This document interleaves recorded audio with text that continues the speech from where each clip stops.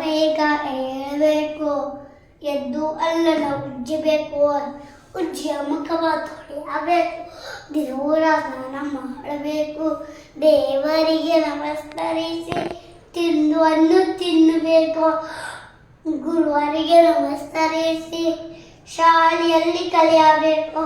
Brush brush your teeth, wash wash wash wash your face, comb your hair, drink your milk, eat your food. Father, mother, brother, sister, brush eat every day.